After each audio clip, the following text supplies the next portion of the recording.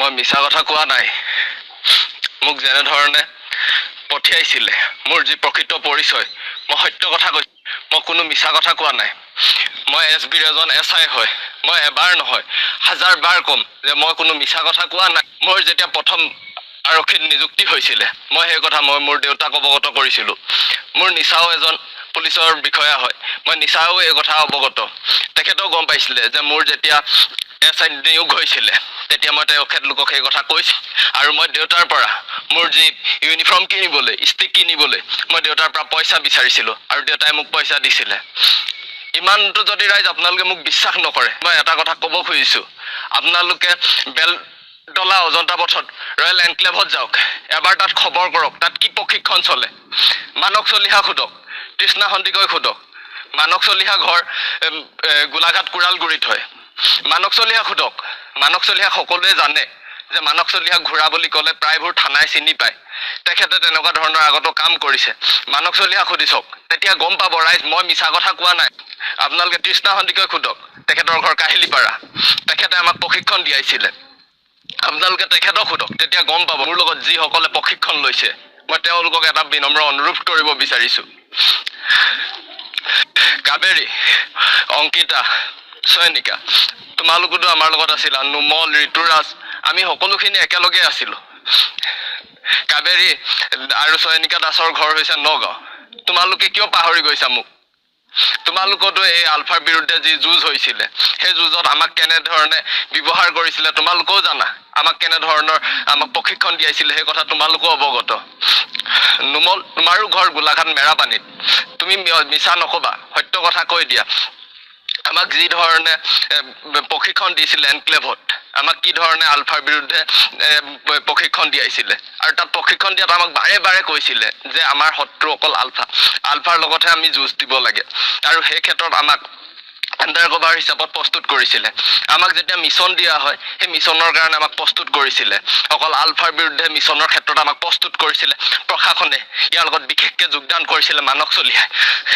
চলিহাই আমাক বাৰে বাৰে আমাক ব্ৰেইন ৱাছ কৰিছিলে আৰু মানক চলিহাই আমাক বাৰে বাৰে আমাক এইখিনি কথাই কৈছিলে যে আমি যুঁজ দিব লাগিব আলফাৰ বিৰুদ্ধে আৰু সেইমতে আমাক এই প্ৰশিক্ষণ দি প্ৰশিক্ষণৰ কালচত আমাক শিকাইছিলে আমাৰ আণ্ডাৰ কভাৰ হিচাপত এতিয়া সকলোৱে কৈছে যেনেধৰণে প্ৰশাসনে আমাক কৈছে যে আমাৰ কোনো পৰিচয় নাই বা আমাক এটা লোভিয়া বুলি ক'বলৈ গৈছে বা আমাৰ অন্য উদ্দেশ্য বুলি ক'বলৈ গৈছে নহয় আমাৰ কোনো উদ্দেশ্য নাই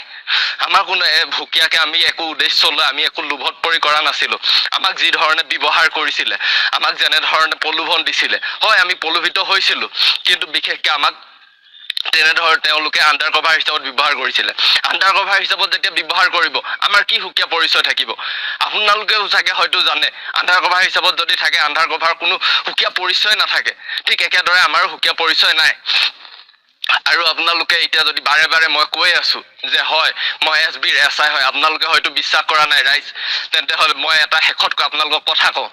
আপোনালোকক আৰু প্ৰমাণ কি দিম মোৰ মোবাইল নাম্বাৰটো লওক মোৰ মোবাইল নাম্বাৰৰ কল ডিটেইলছ উলিয়াব আপোনালোকে মোৰ মোবাইল নাম্বাৰত বেছি সংখ্যক পুলিচৰ লগত কথা পতা আপোনালোকে পাব মোৰ মোবাইল নাম্বাৰটো লৈ লওক মোৰ মোবাইল নাম্বাৰ হৈছে 7896411176 এইটো মোৰ নিজৰ পাৰ্চনেল মোবাইল নাম্বাৰ হয় এই মোবাইল নাম্বাৰটোত আপোনালোকে চালে আপোনালোকে নিজে গম পাব মই সঁচা কৈছো নে মই মিছা কৈছো এতিয়া যিসকলে মোৰ লগত প্ৰশিক্ষণ লৈ আছিলে বিশেষকৈ মই তেওঁলোকক উদ্দেশ্যে ক'ব খুজিছো ভাই আৰু ভুল নকৰিবা বহুত ভুল কৰিলো এতিয়া মই যি ভুল কৰিছো মই কেনেকৈ আছো কি হৈছে মই কাৰ কাৰণে আজি ইমান এনেকুৱা নিৰ্যাতিত হ'ব লগা হৈছে তাৰ একমাত্ৰ দায়ী অসম প্ৰশাসনে আমাক বিশেষকৈ শিকাইছিলে যে কেনেধৰণে আমি আলফাৰ বিৰুদ্ধে যুঁজিব লাগে অকল আমাক আলফাক শত্ৰু বুলিয়ে শিকাইছিলে হয় মই আজি আহি আলফাৰ ওচৰত সত্য কথা কোৱাত তেওঁলোকে মোক কৈছে যে মই মিছা কথা কৈছো মই এটাও মিছা কথা কোৱা নাই আৰু মই এটাও মিছা কথা ক'বলৈ খোজা নাই যি কথা মই আগতেও কৈছো এটা কথা সঁচা প্ৰত্যেকটো কথাই মোৰ হাতত যুক্তি সহকাৰে প্ৰমাণ আছে আৰু মই প্ৰমাণ সহকাৰে ক'ব পাৰোঁ যে তেওঁলোকে আমাক ব্যৱহাৰ কৰিছিলে পাৰ্থ মহন্ত জিপি সিং তেওঁলোকে আমাক এটাকৈ ব্যৱহাৰ কৰিছিলে আৰু মই যে এই ক্ষেত্ৰত আছো এতিয়া সকলোৱে কৈছে যে কোনো